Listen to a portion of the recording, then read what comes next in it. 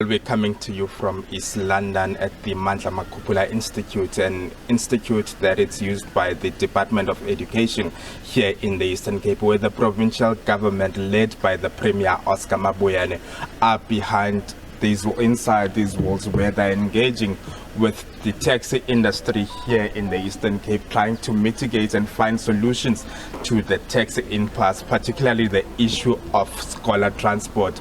Santaco here in the Eastern Cape was saying previously that they are threatening to go on strike, and should they not be paid the monies that date from November last year, as some of them are saying they don't even have the fuel to pick up children when schools reopen, and they are saying that all they can do is just for government to return these funds and pay them for the services that have been rendered so that life can move on.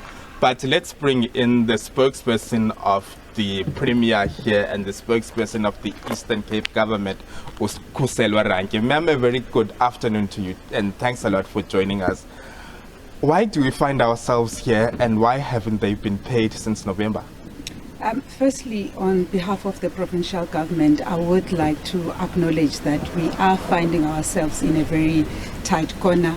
It is our wish that we pay service providers within 30 days after receiving an invoice for any service that has been provided. However, it has not been the case with these operators. And then as government, we really apologize for that. Work is underway within the provincial government to make sure that we find the funds to fund the service, including paying the claims that have been submitted already to the Department of Transport, which some of them date back to November 2022.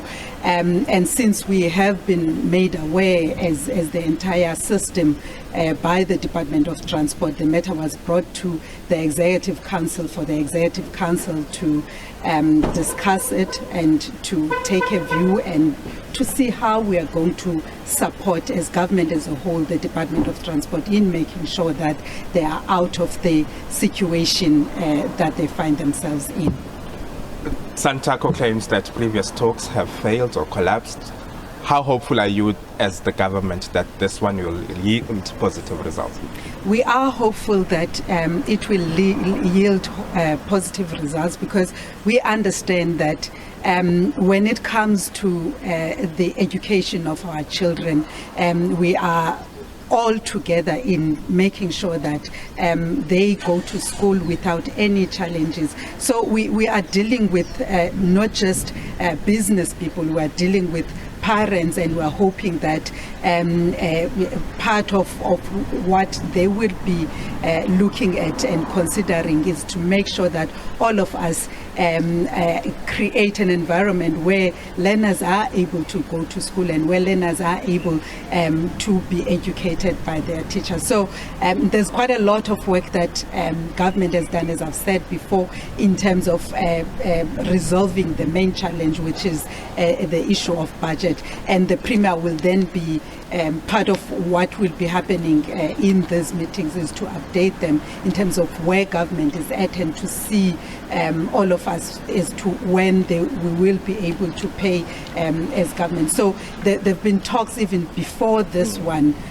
We've been dealing with the matter. The doors have been open on both sides, and we've engaged all the stakeholders, and we are really hopeful and pleading with even other operators, because in these rooms it's not the entire population of people that we are doing business with as government. However, it is the selected few that is representing the population. So we are pleading with those as well that are at home to really support government's efforts in making sure that learners get to school. This is not just a one of those normal services.